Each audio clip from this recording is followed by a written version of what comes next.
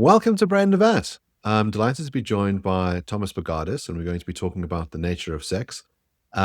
Jason is otherwise occupied, I'm sure, doing all sorts of weird and wonderful things. And so I'm joined by the very non-controversial, mild and moderate Stephen Kershnar, one of our favorite guests and who's co-hosted with me on a number of occasions. Thomas, would you like to start with a thought experiment? So I think a nice way for people to get into this debate, if they're new to these issues, is to think about a very familiar episode. Imagine a hospital delivery room where a baby has just been born. The doctor lifts the newborn, glances between the legs for 1 second, and then announces, "It's a girl," or "It's a boy." In the case of where the doctor says it's a girl, suppose the word female is as a result written in the field marked sex on the birth certificate. So no chromosomes were tested, no hormone panel was rushed to the lab, there was no brain scan for gender identity, there was just a quick visual check of the genitals, and the declaration was made. So that's a sort of episode that has happened billions of times across every human society in history. And almost every time, it turns out to be correct for the rest of that person's life, at least when it comes to reproduction. That baby will either grow up to produce eggs or to produce sperm. But today, many educated people, philosophers, activists, and even some biologists have insisted that that ritual is dangerously simplistic. They say that sex is a complicated spectrum. It's a constellation of dozens of traits that can align in very many different combinations. And they think that the doctor's announcement was just a crude social shortcut, a guess in the best case scenario, and certainly not a recognition of any deep biological truth. But on the other hand, what if the doctor was actually getting something right, something deeply important that modern debates have tried to complicate beyond recognition? So that's the sort of thing that I argue in my new book, The Nature of the Sexes. In that book, I defend the view that the sexes aren't primarily about chromosomes or hormones or even body parts. Rather, the sexes are biological functions. To be a male is to have the function of producing sperm. To be a female is to have the function of producing eggs. And the organism's reproductive system develops to serve that function. So if that's right, then various external markers can be good signs or reliable indications of the existence of those functions. So when the doctor takes a glance at the newborn child and declares it's a girl, this is an observation or a report of the child's sex. Not a social ceremony by which sex is, as they say these days, assigned. So all of this has become very controversial. As I said, it's become a real fault line in academia these days and in the culture more broadly. And I think that's the sort of controversy we're going to talk about today. Great. So I was wondering if you could say a little more about your activated higher order functional account. That is, you think that what makes someone male is that their overall function is designed to produce male gametes, sperm, and that what makes someone female is that they're designed to produce eggs. I was wondering if you could say why that's better than various competitor theories involving gametes, and also how does that handle cases of human beings who don't produce gametes, embryos or postmenopausal women, or people produce either perhaps both gametes, for example, certain types of hermaphrodites, whether it's sequential or simultaneous. So I guess I'll start with saying a little more about what the view is, and then I'll address that objection along with some other ones. So the view is more careful. I think the bumper sticker version of the view, like a super short bumper sticker, would be males produce sperm, females produce eggs. But I don't think that's exactly right, and it certainly invites the objections you just raised. A more cheerful statement of the view is males have the function of producing sperm, females have the function of producing eggs. But even that, I think, is abbreviated. A more precise or cheerful statement is to be a male is to have the function of producing a component that itself has the function of producing sperm. So in the case of mammals like us, those would be testes. For an organism to be female is for it to have the function of producing a component, where that component has the function of producing ova or eggs. What I say in the book is these are higher order functions because it's the function that an organism has to produce a component where that component itself has a function. So an analogy I use in the book is it would be a little bit like if we take a normal human artifact like a soda machine, we can clearly understand like what a function is when it comes to a soda machine. Soda machines have a variety of functions. Like if you put in a certain amount of money and you push a certain button, it should deliver a certain kind of soda. So we can think of the functions in that way as conditionals. Like if the soda machine is in a certain state and you give it a certain input, then here's the output that should be produced, barring any malfunction or environmental failure. Okay, so that's what a function is. Now, a higher order function is better illustrated with an analogy like an artifact that has components that themselves have functions. And the analogy I use in the book is a factory that is producing soda machines. So this factory is set up so as to make soda machines. But in order to do that, like part of the design of the factory is to have component machines, little machines on the factory floor that help, say, bend the sheet metal to where it says to make the frame for the soda machine. So in that sort of case, you can see what a higher order function is. This factory, one of its functions, one of the things that it's supposed to do, so to speak, is have this component, like a component that bends sheet metal, a sheet metal machine. And that component itself has a function. That component is supposed to bend the sheet metal.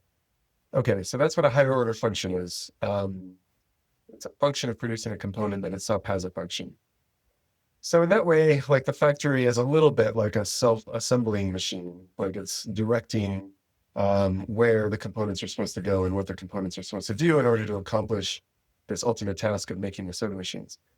Okay, so I think that is a useful analogy for thinking about complicated organisms like us, like humans. We are sort of like that factory in that we ourselves have a kind of body plan or a genetic plan that specifies the development and maintenance of various components. We've got hearts and livers and lungs and so on, all these organ systems. And what's of particular interest to us in this conversation is the reproductive system. So that component has a function. In males, in one type of organism, it looks like the system is set up so as to produce sperm. And those are the organisms that I take it biologists have been calling males for all these years. Other kinds of organisms, it looks like the reproductive system is organized so as to produce eggs. And those are the organisms that biologists have been calling females. Okay, so that's the view. Sex used to describe organisms. And in particular, sex terms like male and female. So you would ask, why is this better than any other competitors? Well, there are like two classes of competitors. Some competitors don't think the sexes are related to gametes at all, or at least not essentially.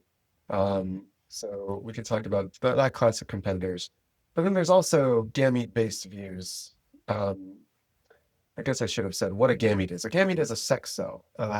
In our case, like in the case of humans, we've got two kinds of sex cells. We are what are called anisogynous organisms. We produce gametes of different sizes. We've got sperm and eggs. Okay, so that's what a gamete is. It's a sex cell in the case of organisms like us, sperm and eggs. Okay, so some accounts of what the sexes are do think that the sexes are defined in terms of gametes. As to why I think my view is preferable, what I try to do in the book is show how the other views have problems. I try to like raise objections for them. I try to say what the problems are. And then in defense of my own view, I try to show how my view can solve all the problems. And one of the problems is the one you pointed out. What do we say about, for example, juvenile males? Juvenile male humans don't produce sperm for several years until puberty.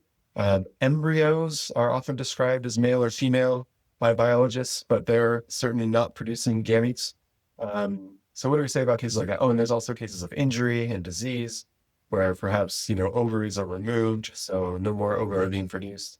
There's various disorders or differences of sexual development where we don't get any gametes produced in the life of the organism. Okay, so what do we say about cases like that? So just really quickly, to wrap up this answer, what I say about cases like that is it is possible for a thing to have a function and yet fail to fulfill that function. either due to a kind of like failure of the internal configuration of the system or a failure of the environment. Those things can happen. So if you just consider the soda machine again, like one of its functions might be to give you a soda in the event that you input the correct amount of money. But it may fail to do that due to a failure of its internal mechanism, like whatever sort of mechanism actually delivers the soda. If that's broken, then even though the machine has the function of delivering the soda, it may fail to do so due to like, or being an analog of injury. It's been injured in some way, it's been damaged, so it's not going to do it. Also, a soda machine may fail to fulfill its function as a result of being in the wrong kind of environment. Like maybe it's not plugged in, or maybe it's underwater. It's at the bottom of the Mariana Trench or something like that, or it's on the moon. These are ways in which the environment might contribute to the thing's failing to fulfill its function. Okay, and in just the same way, it could be that an organism has a function of producing a component that's supposed to produce sperm, has a function of producing sperm, but those functions, one or both of those functions, may not be fulfilled due to injury or disease, or in the case of a juvenile male, immaturity. In the case of an embryo, due to immaturity, the factory is still being set up, so to speak, so we don't have the component yet. The component's not online yet, but like that's part of the plan to produce that component. And so one of the virtues of this higher order function approach, I think, is that it can account for cases like that. So I wonder if there's a distinction to be drawn between, let's say, an immature being or a diseased one or a dysfunctional one. So there's all on the one hand, and then the intersexed person. Intersex person you might just think of as, I mean, one is to say there's some kind of additional sex, right? That they're a third sex. The other one is that they are either male or female, but they have aberrations in the statistical sense that they do think they have things that are attributes that are unusual. But if we're trying to work out what their higher order function is, how would we determine that? So let's say we look at someone like Casa Semenya, who presents as female, I think has internal testicles, and I think has what are generally considered male chromosomes. So where does your account place Casta? Right. So my understanding is that in that particular case, Castor Semenya has not disclosed the particular disorder or difference of sexual development. I guess there are like some sort of like some things have come out in legal proceedings that give various clues, but instead of speculating about that sort of real person, the condition of that sort of real person, we could just say there are conditions that would produce that sort of result. We can think about those conditions, like complete androgen insensitivity syndrome, or partial androgen insensitivity syndrome, or 5-alpha reductase deficiency syndrome. I think that's what it's called. Those are the sorts of conditions that are most often discussed when it comes to people who have XY chromosomes who are competing in women's sports. So this was an issue, for example, in the last Olympics with those two boxers who it looks like have 5-alpha reductase deficiency syndrome. In some cases of disorders or differences of sexual development, it may well be impossible to know like whether the person's male or female. There are some conditions that I think it's genuinely unclear whether the individual is male or female. You had mentioned that some people on that basis conclude, oh, well, then these are third sexes. But I don't think that's right. I don't think we should say that these conditions are third sexes. And the reason is, if somebody says these are third sexes, I think the natural question to ask is, well, then what is a sex? And how many are there?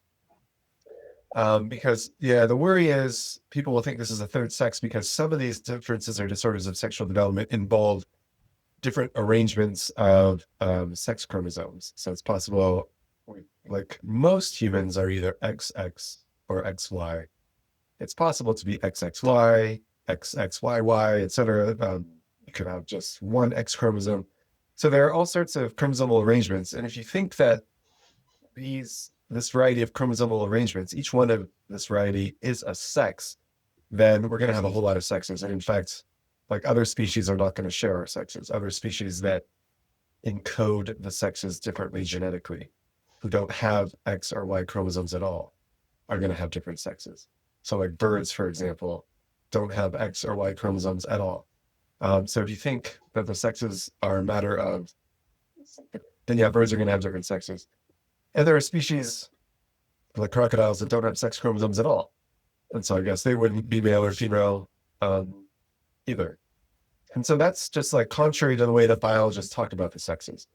And so I think that's powerful evidence against the claim that these disorders or differences of sexual development are additional sexes because so many of them involve different karyotypes, different arrangements of sex chromosomes. Okay, so that's one reason why I don't think we should say these are additional sexes, because I think it'll get really problematic when you try to answer what a sex is then and how many are there. I think rather we should say, it sure looks like after a pretty comprehensive survey of the plant and animal kingdoms that there are only two sexes.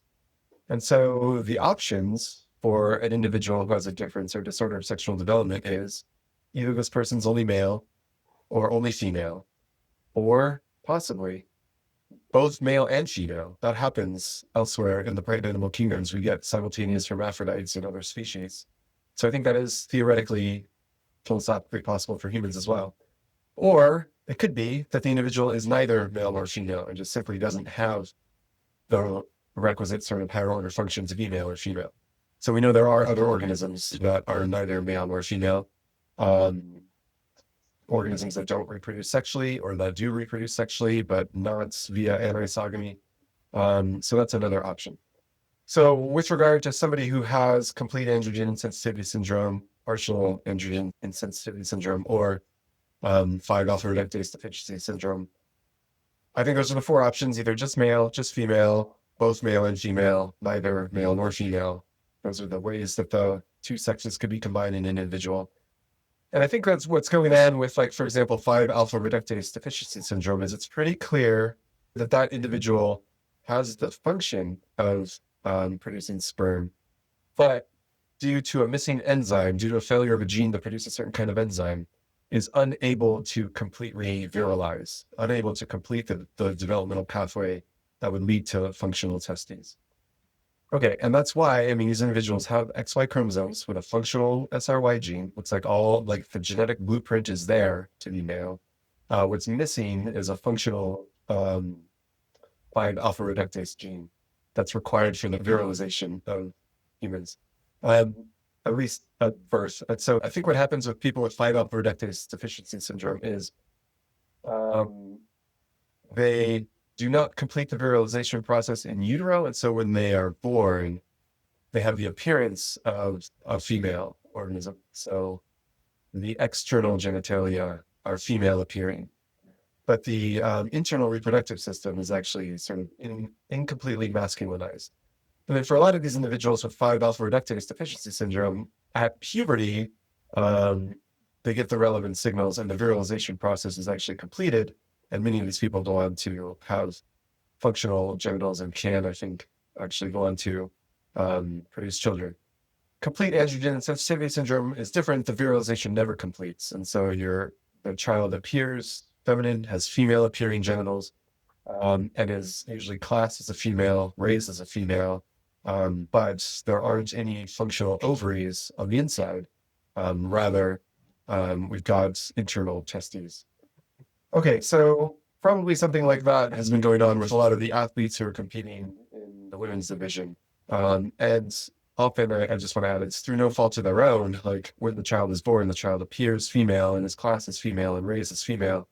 And probably, at least until puberty, genuinely believes that he's female. But I would think that these individuals are properly considered male, but there's a disorder of sexual development that prevents the virilization process from completing.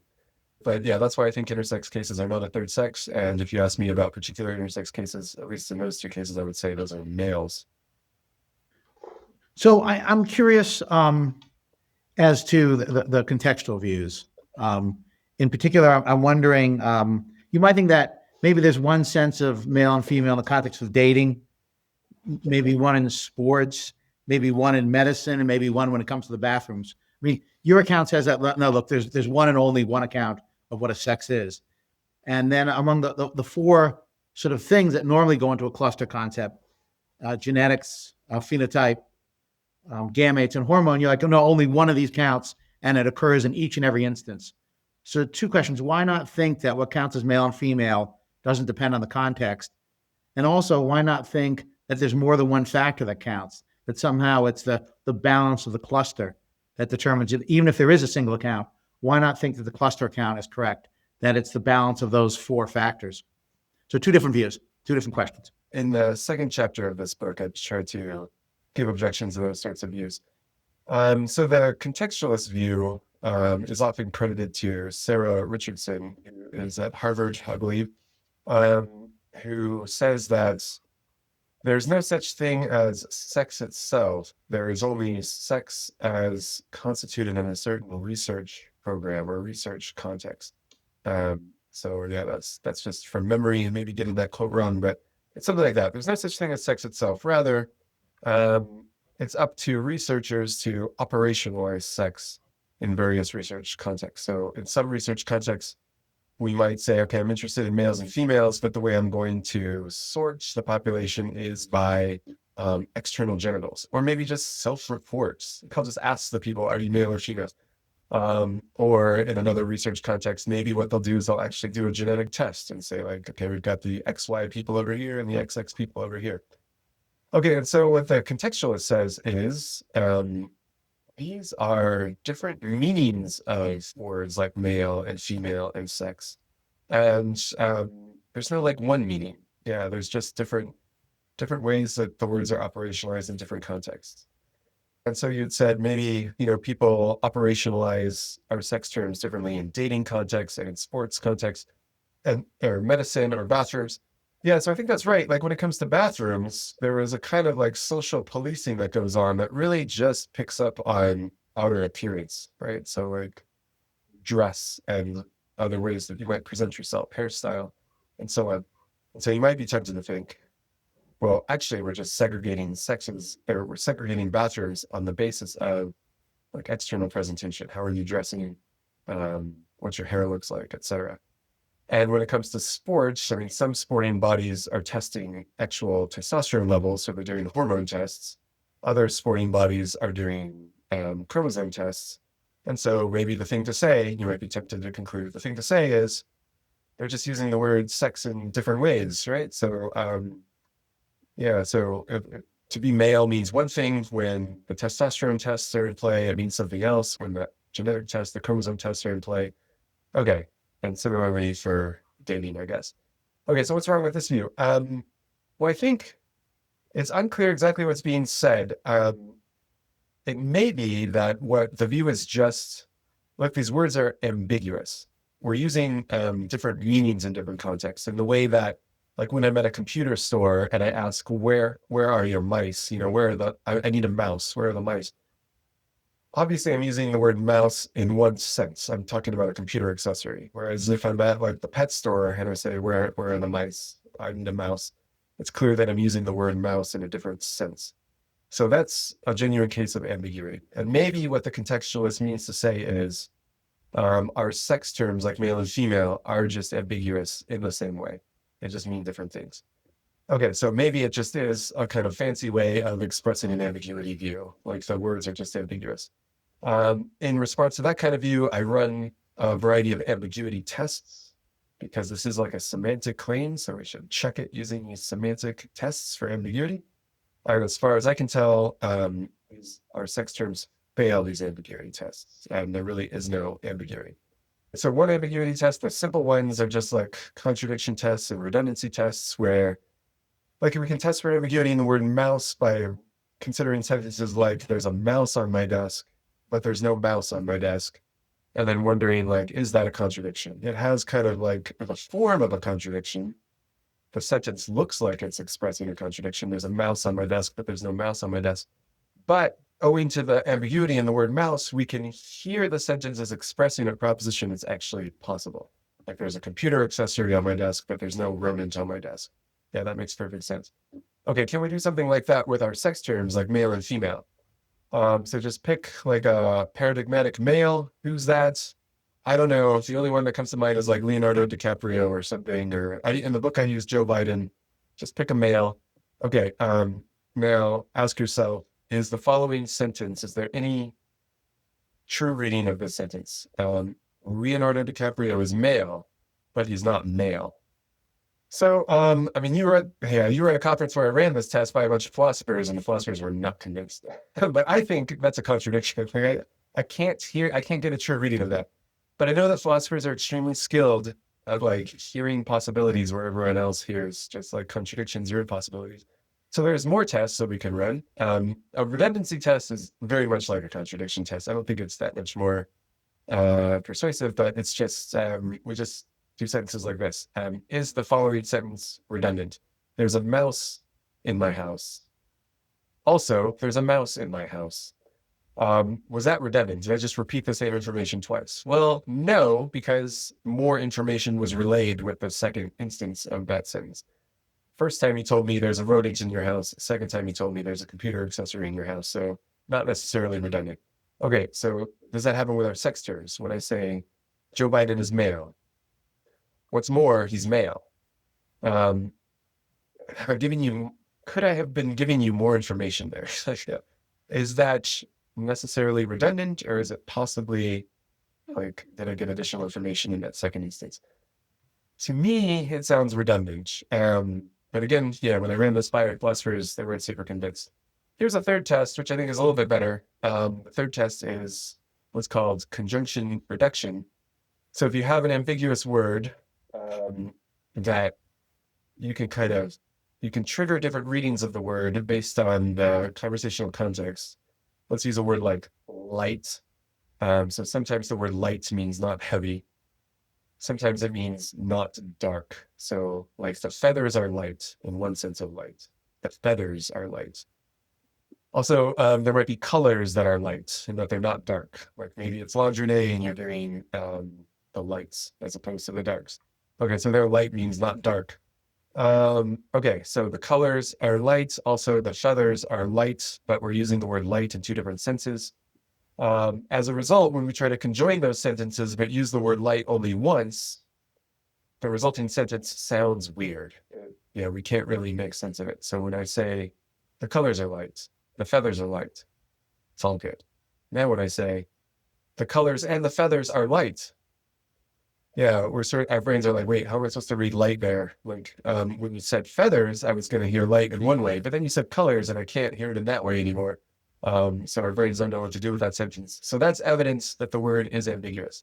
Yeah, because that sort of conjunction reduction forecloses cross readings, but cross readings are the only ones that would make sense. Where a cross reading is part of two instances of a word and we're reading them in two different ways. Okay, can we do something like that with male? Does it sound equally weird when we do the conjunction reduction test with male? Well, if the word male is ambiguous in the way that many people seem to suggest it is, then the result should be weird. We should get a zoigmatic sentence. We should get an uncomfortable sentence. But I don't think that happens. So in the book, I use the example of a rooster, which has chromosomes that are different from ours, but a male or a rooster does have sex chromosomes that are typical of males of that species. They're ZZ chromosomes. Okay, so now I've told you all about this rooster. Let's name him Gene because his sex is genetically determined. Okay, now consider the sentence. Gene is male. That sounds right. And if you're into ambiguity, you'll say, oh, I'm hearing that word male in the chromosomal sense. Okay, now consider another species. We'll use crocodiles again because they don't have sex chromosomes. Their sex is determined by environmental cues based on the temperature of incubation. When the egg is laid, like the egg could become either a male crocodile or a female crocodile. What makes the difference is at what temperature it's incubated. Okay, so consider a male crocodile. We'll call him Envo because his sex is environmentally determined. I think it is true that Envo is male. So if you're into the ambiguity view, you'll have to think, okay, so when you say Envo is male, you can't be using male in the chromosomal sense. You must be talking about his genitals or his phenotype, his anatomy, maybe his gametes. But you can't be talking about his sex chromosomes. Maybe you're talking about his hormone levels, but definitely not chromosomes.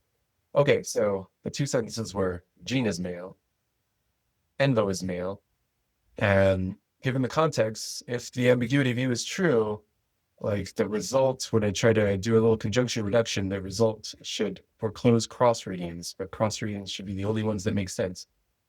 So it should sound weird when I say Jean and Envo are both male. That should sound weird to us, like the colors and the feathers are both light.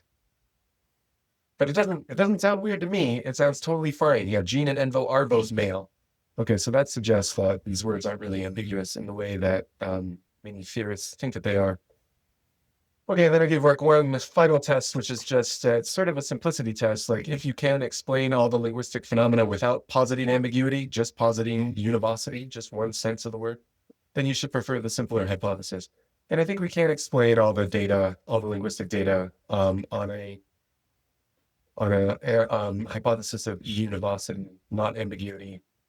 So the data are things like what people talk about: chromosomal males and hormonal males and gametic males and anatomical males. And they say like you got a male brain and so on.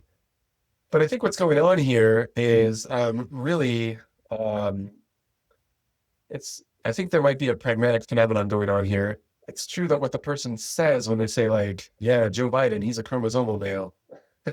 What they said like literally would require there to be a distinct way of being male, and it's a chromosomal way. So I think that's literally false. But I think what's pragmatically conveyed is an important truth, namely, Joe Biden has the chromosomes that are typical of males of that species. And their male is used in like the one fundamental univocal sense, which, as I told you, I think has to do with functions. Okay, so we can explain like the linguistic phenomena without positing ambiguity. So there's no like theoretical need to posit the ambiguity.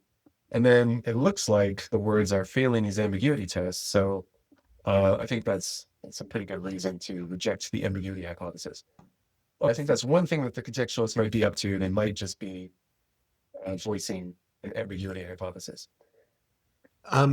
Yeah, so one thought would be that we could say Joe Biden might be male, but he's definitely not a man. And so when we use the term man, we mean something social, right? We mean masculine traits. We mean that, real men do the following things, and, Joe Biden's not doing them, so he's not a real man. And so you might think that like the term man or woman is a social term, like a gender term. Male and female are these sex terms. Um, how do you understand the relationship between the sex term and the gender term, and do they always have to follow, or can we make sense of, saying, Steve, stop acting like a woman? So in this book, I'm just thinking about the nature of the sexes. So I don't think I have much to say about what it is to be a man or what it is to be a woman in this book. But in other papers that I've written, I have given objections to arguments for the conclusion that like to be a man is a social phenomenon. It's a matter of what role you're playing in society or how you're presenting or how you're behaving. Same thing with being a woman. And so, just being an adult human male is not enough to be a man. I've given objections to arguments for that view. And just cards on the table, I'll tell you, I think that to be a man is to be an adult human male. That's what it is to be a man. And to be a woman is to be an adult human female. So you ran a sentence by me, which is Joe Biden is a male, but not a man. So, I think that sort of thing, it is definitely possible to be a male and not a man because, boys are not men, but they're males. And, there's lots of male dogs that aren't men and males in other species that aren't men. But yeah, I think what you were pointing to was the alleged possibility that there be a person who's an adult human male, but not a man. Because you might say this person's not behaving in a very masculine way. Yeah, and so you certainly hear constructions like man up or, real men don't cry or something like that. And so some people take that as evidence that being a man is more than just biological. You've got to actually behave in certain ways to be a man. So what I would say about cases like that is these sorts of like real X constructions, I don't think that they suggest that whatever conditions are required to be a real X, I don't think that those conditions are necessary to be an X. Let me just give you an idea. You might say something like you're at a diamond store, and there could be a range of diamonds, and some of them, they vary according to clarity, number of inclusions, color, and so on. And you might be with somebody who says like, don't look at those diamonds. Real diamonds don't have those kinds of flaws. They don't have those inclusions. Or don't look at those diamonds. Those are too yellow. Real diamonds are clear. So I think what the person is saying is like the ideal diamond, or like the perfect diamond, or like, here are some desirable traits in diamonds. We want one with a certain color and a certain clarity. But I don't think that what they're saying commits them to the claim that those diamonds aren't actually even diamonds, right? The yellow ones and the ones with inclusions, because those are diamonds, right? They may not be real diamonds, as the person says, but that's because the person really just means like ideal or desirable or preferable. But they don't, when they say that like a real diamond is not yellow, I don't think they mean to say that diamonds cannot be yellow. I think they just mean to say like the good diamonds or the preferable diamonds are not yellow. Okay, so similarly with men, when you say like real men don't cry or something like that, what the person means to express is that like the ideal man or the preferable man or a good man doesn't cry. But I don't think they would say, like, if you saw an adult human male crying, I don't think they would say, oh my goodness, that's not a man. Like literally not a man. They would say that person's not very masculine, not very ideal, not a good man. But obviously, like, men can cry. And what they're telling you is like, if you're a man, you really should not cry. Like that's not ideal. That's not good. Okay, I just want to quickly add, like, I didn't mean to endorse that like social norm. That's just an example. But yeah, those real X constructions don't imply that the conditions that are necessary to be a real X are conditions that are necessary to be an X. Okay, so if we tried to reason this way, well, real men have to behave socially in a certain way, therefore men have to behave socially in a certain way. I don't think that follows. Okay, so I don't think that's a very good argument against the view that men are just adult human males, or that women are adult human females. If you got an adult human male, you've got a man. And he might be behaving in very non-masculine ways, but that's just another way a man can behave, I guess. So I have a question as to whether or not having sex is essential to some of our contingent. So let's take 4 theories of what a person is. Imagine that you thought a person is a soul. Well, although I've heard the new natural law theorists claim to the contrary, it doesn't seem to me that souls are sexed. What about hylomorphism? The soul animates material or animates an animal. Well, presumably it could animate different animals or different collections of matter. So it doesn't seem that that's sexed. Now imagine you think that a person is just a brain, which is a side note. That's on my view what a person actually is. It's not clear that a brain is sexed. And the way you could see that is, if you had genetic therapy, once the brain is formed, it could be, you could change its function so that it's designed to support a female body rather than the male body. And same with an animal, right? Imagine that immediately after conception, the conceptus, we have genetic therapy, so that the conceptus is now designed to support a female function, whereas previously it was designed to form a male function. So on your view, does it follow that a person's sex is contingent to him or her rather than an essential feature of him or her? I'm going to enter speculative mode and say, well, I think I might actually disagree with hylomorphism. What you said about hylomorphism. What you said was, well, you could have, the same form could inform a different kind of body. So like, I've got a form here, according to the hylomorphist, I've got a form informing a male body, but you seem to suggest that this very form could also have informed a female body. I could be wrong about this, but a colleague of mine recently suggested this to me and asked me about it, and I kind of thought, or what a hylomorphist should say is, like, the forms themselves have certain kinds of functions and certain ways they want to inform the matter. It's not an accident that like the dog form arranges the matter in such a way as to produce a dog. That's not an accident. Like that's what the form is like trying to do. That's the way hylomorphists talk, right? I think. And so if that's the case, that like the form itself has certain what I would call functions. Yeah, it has certain goals, things it's trying to accomplish. Then I guess it might be true to say that on that account of a soul, if a soul is that kind of form, then souls themselves are sexed. which is weird. I mean, it would be very much like an embryo. Yeah, I think we do want to say that embryos are sexed. Biologists certainly say it quite a lot. The embryo has no genitals or anything. It's a very simple kind of organism, but it has like a certain kind of genetic code or program that is directing it in a certain way, right? Like it's directed towards a certain developmental pathway. And in virtue of that, I guess we want to say it has a function to produce components that will produce sperm or components that will produce eggs. So it's male right now, even before it gets those components. It's like directed in that way. It's got that function. So it's male right now. Okay, I guess the hylomorphists, I would have thought they'd say the same thing about the souls. If an embryo had genetic therapy so that we change it from, if we could change it from an XX to an XY, let's say, or produce androgen, anyway, change it in some way to change that function without changing the identity. If that's possible, then that shows that's not an essential feature of the embryo. And if it's not an essential feature of the embryo, it's hard to see why it would be an essential feature of the soul that informs the embryo. So unless you think that sort of genetic therapy is impossible, I'm not quite sure why we'd think that this is not a contingent rather than an essential feature of a person. So maybe the thought is, the hylomorphistic account, unlike a Thomistic account, God's not making sure that like the male souls get the XY embryos and the female souls get the XX embryos.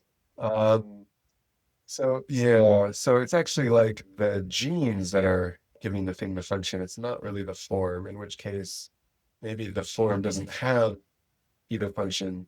And so sex is actually a contingent feature of the individual. I wonder what a hylomorphist would say about that. Maybe I don't think they want to say that the soul is like responsible for which sperm finds the egg.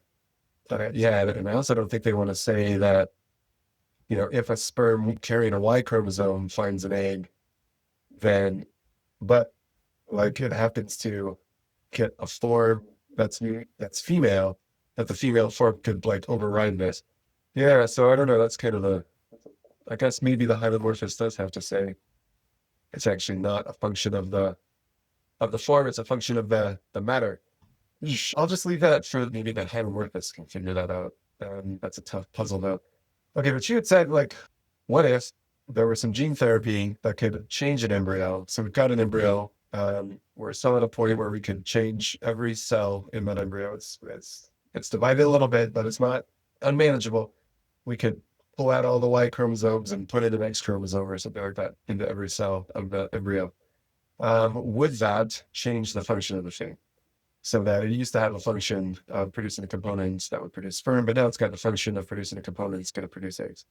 Okay, so I do briefly consider that question because I think a lot of people wonder about the question: is sex change possible?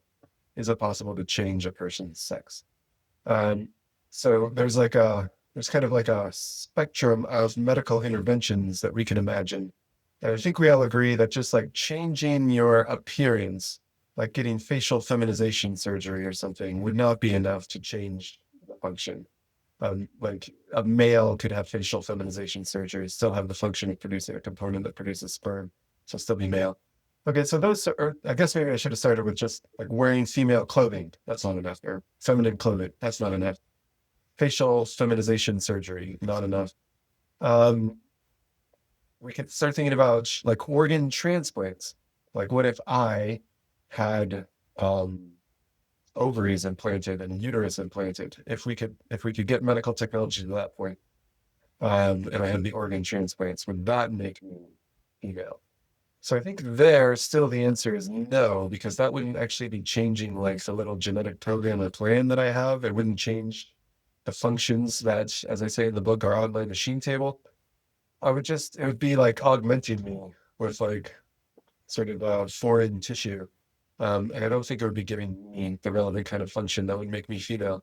But the case you describe, I think, is like the best case scenario for a sex change, where in utero, we do a little like CRISPR technology or whatever, and we actually change the genes of the embryo. So that it used to be XY, but now it's XX. Okay, haven't we successfully then changed the function of the organism? So yeah, to be honest, like I'm not totally sure about that. What I say in my book is this is at least required for changing the function of an organism. You've got to undertake a procedure that has a reasonably high probability of success. So I use examples from like biology, where we might transform a bacteria and implant some DNA in there that makes it produce spider silk or whatever we want it to produce, insulin or something. This is something that biologists do all the time. Does that bacteria that's been transformed and now has the genes to produce spider silk or insulin or whatever we want it to produce, does it now have the function of doing that? So that when the bacteria fails to do that, is it correct to say the bacteria is malfunctioning? Well, I think we can at least say this much. In order for you to have successfully changed the function of the thing, you must have used a procedure that has a reasonably high probability of success. So just, chanting over the bacteria or waving a wand over the bacteria, that's not going to be enough, because there's no hope that that's actually going to succeed. But using biotechnology to transform the bacteria, that has a reasonably high probability of success. So maybe we have changed the function of those bacteria. I guess, okay, we sort of did that, you might think, with cows and chickens, right? With domesticated animals, we have bred them so as to produce more meat and produce more eggs. But so I guess in the wild, chickens do not lay nearly so many eggs as they do when they're domesticated. And so if you get a chicken that's laying an egg once a month, you might think this is a defective chicken. This chicken's not laying nearly as many eggs as it should. Well, that's because through a process of selective breeding, it seems like we humans have imbued these other organisms with a function. So maybe we do have that power. And it could be that if we exercise this kind of gene therapy, it really did modify the embryo at the genetic level. Yeah, I am kind of pulled towards saying that might be a way to change the function of the organism.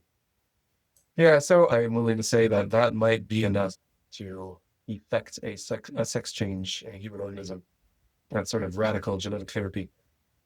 I guess I'll just quickly add, when you're an adult, it might be too late. But definitely when you're an embryo, yeah, I'm inclined to think maybe that would be enough. So if we have a situation where someone, let's say, appears to have changed sex, and is socially recognized as that, so let's say you're born male, you have a sex change at the age of 5, because you live in a democratic state, and you compete in the women's netball team, and you marry a man, and you consider it a straight marriage, and you go to the women's bathroom. You're going to say, look, you appear to be female, but there's nothing you could have done to have actually changed your sex, regardless of all these other features. What if someone were to, let's say, uncover this person's records and find out that they were born male, and they said, look, I want to be very accurate in the way that I describe the world. I don't have any political positions besides adherence towards reality. And so I'm going to insist on calling this person he, him, instead of she, her. It might be impolite. You might think that this is sort of the person strongly rejects it, but is it a truth tracking way to deal with it? And do you think generally pronouns ought to match the maleness or femaleness as opposed to the sort of social gendered stuff? I would think, well, there are real life cases that are similar to this. There's a kind of disorder of sexual development called Swyer syndrome, where the individual often doesn't even know that I would say he is male. I think it is a condition that affects males, but such people are very feminine appearing, have a uterus that can actually, if a fertilized egg is implanted, they've got all the equipment required to nurture this embryo, grow the baby, deliver the baby. So that has happened in cases of people with Swyer syndrome. But there are no functional gonads. It's not that there are dysfunctional ovaries, and it's not that there are functional testes. It's just gonadal dysgenesis, they call it. So just non-functional gonads. Okay, so we don't have any ovaries, and that's usually how this condition is detected, around puberty, when there are no periods. This individual who thought he was a female, this whole realizes oh my goodness, I have XY chromosomes.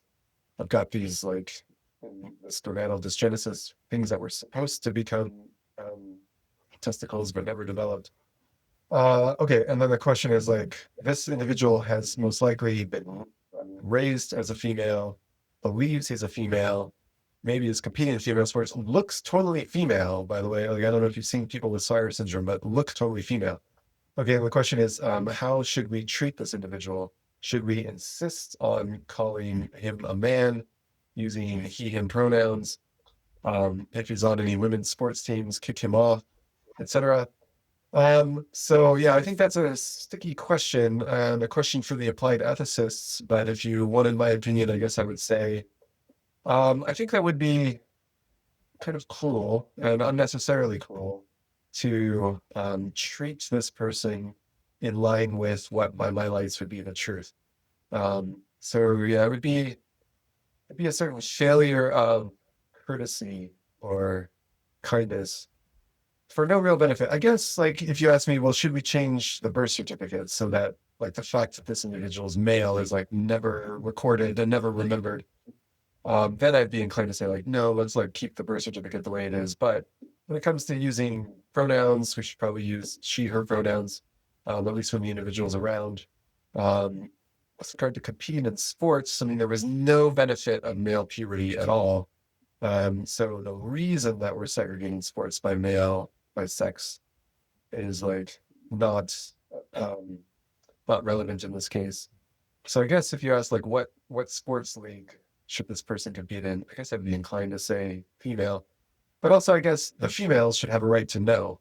And I think if you explain the case to them, you can understand, like, okay, this isn't a violation. This doesn't imperil our safety. It doesn't imperil fairness. So hopefully the other competitors would be okay with that. But I think it is probably the sort of thing you should get their consent on.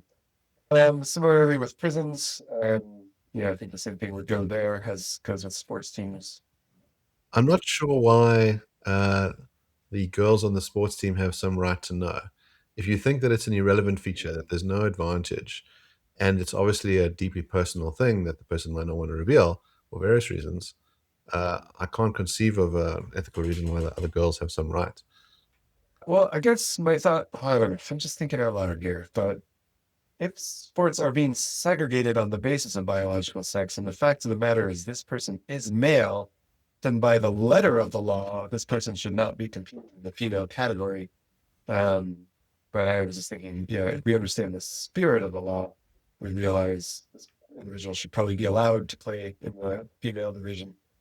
But yeah, I thought if we're violating the letter of the law, maybe we need to get the other competitors' consent.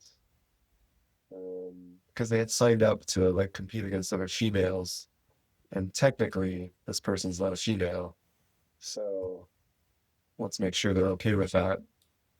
I suppose the legal question is a separate one from the moral one. Well, yeah, I was thinking moral. Yeah, I was still thinking, like, they had signed up under certain with a certain understanding of what league they were going to be competing in, what division they're competing in. So that's what they had, like, agreed to when they agreed to play the sport. And technically, like, we're presenting them with a situation that violates that agreement. So I thought from, like, a moral perspective, yeah, we should probably double check with them. I'll tell you what I could grant is that leagues should be able to decide on the abstract question what they want to do about it. But that to say they have reason to know about particular individuals, it doesn't seem to matter. But you could say, look, this is a scenario that could occur. You know, here's why it won't affect your league. What's your in-principle position? And let them decide on that. That seems fair enough to me. Yeah, I think that would be a way of getting their consent just in advance, and then we don't have to disclose anybody's personal condition. We can just, like, write it into the rules so that when they're the end user license agreement or whatever it is when it comes to sports, letting them know, like, hey, the female league may also contain people who are technically males, but who have no benefit of male puberty, et cetera, and have Swyer syndrome. Yeah, it's like when you buy a product from stores, it says may contain nuts. It's one of those. It is like that. Yeah, that might be a really good compromise, because then, yeah, we get the consent without violating anybody's privacy, without forcing them to disclose anything to the other competitors. Yeah, I was just going to add, like, Swyer syndrome is extremely rare, even among, like, disorders of sexual development. It is not one of the more common ones, but it is real, and so it is worth thinking about. So I had a question whether or not, since we're on applied ethics, do you think we should criminalize gender affirming medical care for minors, in particular hormone treatment and surgery. And this kind of relates to your comment on pronouns with the Swire syndrome, because you might think that society either signs off on a transgender system either as a whole rather than individually. So that refusal to have what you think are correct pronouns then has implications for gender affirming medical care for minors. So maybe we should have like an overall system. Either we're going to accept that people can change their sex or we're not. We're going to accept that people can change their gender or not. But let me ask a more specific question rather than addressing the system versus the individual case. Would you, if the legislature asked you, should we criminalize gender affirming medical care for minors? Do you think it should be criminalized? And if so, do you think it should be seriously criminalized? That is, with serious criminal penalties attached to it. I think the main reason people are concerned about so-called gender-affirming care for minors is that much of what goes under that banner is, there's evidence that it's harmful, or at least not very good evidence that it's not harmful. And so there's concerns about whether minors can consent to any kind of medical care, especially like this, of this gravity.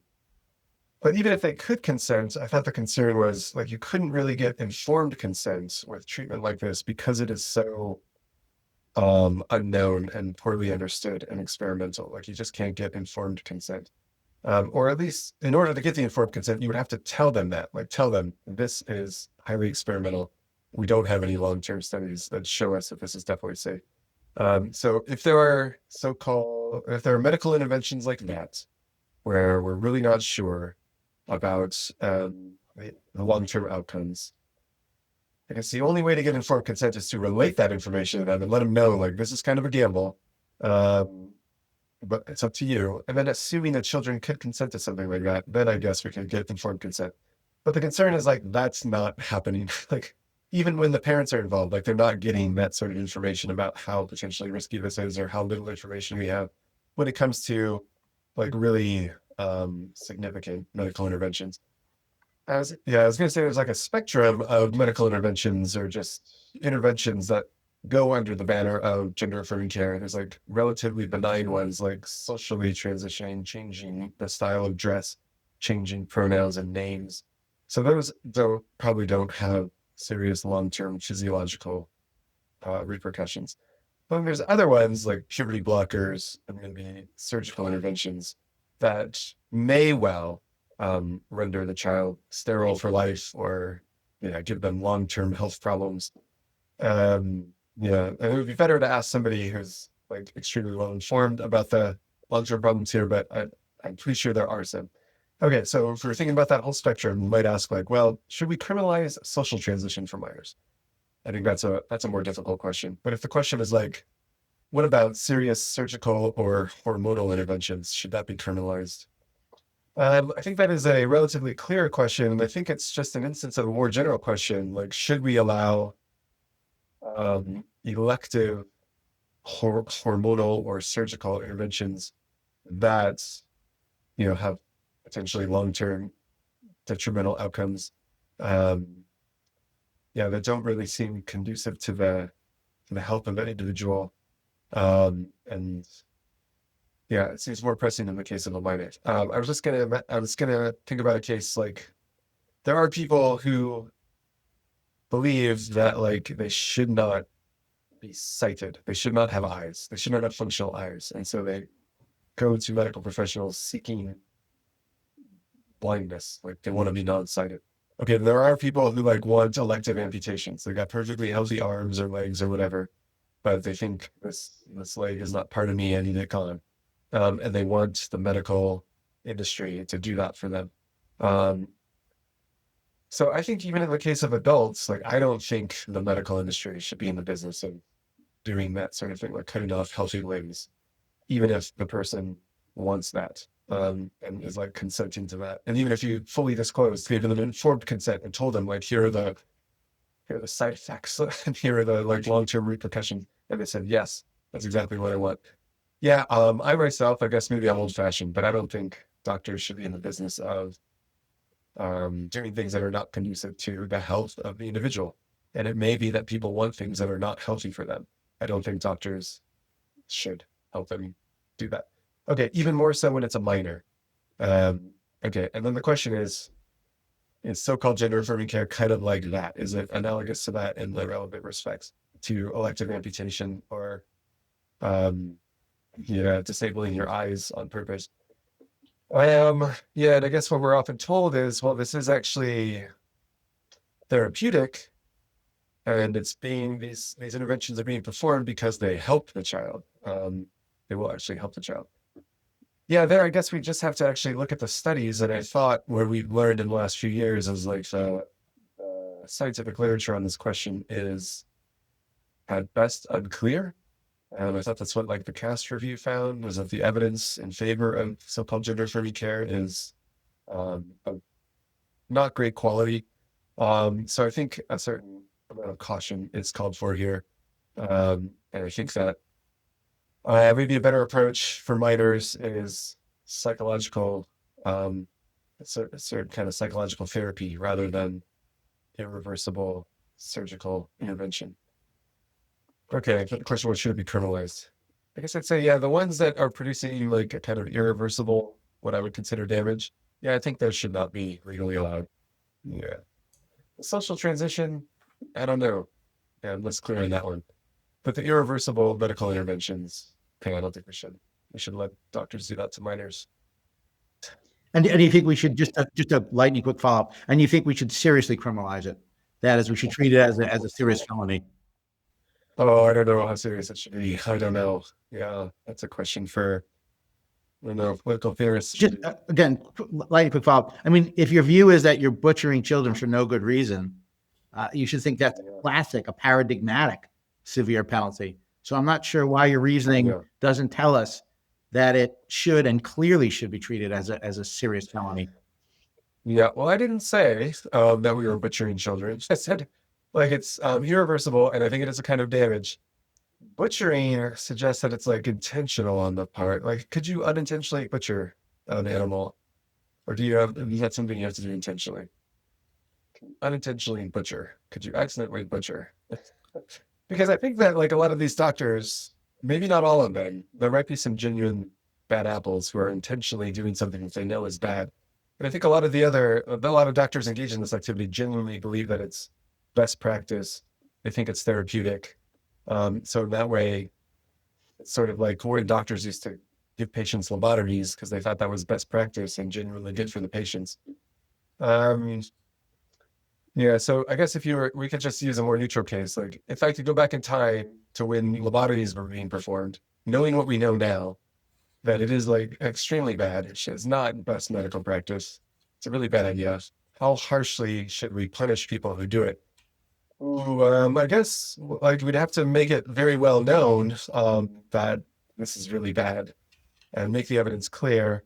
And then so that like if a doctor still does it, we think they're culpable, right? They should have known better. But the situation we find ourselves in with gender-affirming care right now is, I don't know if it's the case that the doctors should have known better. We're in a kind of like a murky transition phase where, the data is still like coming out, and I think it would be, not quite called for to punish the doctors as though they're butchering children because, they probably don't know better. And I don't even know if it's the case that they should have known better at this point. I would think, the law should come down hard when somebody should have known better. And they're doing something that is producing irreversible damage. But if the doctors were not in a position to have known better and they're doing their best, then probably we don't come down so hard on them with legal consequences. Well, Thomas, I want to thank you for a really fascinating conversation.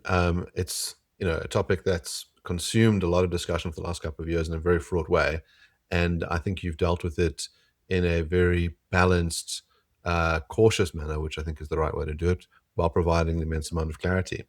And for you, the viewers, we'd love to hear what your thoughts are on the topic. Please leave us some comments and make sure to subscribe to our brand new channel on Substack, which is a description of below.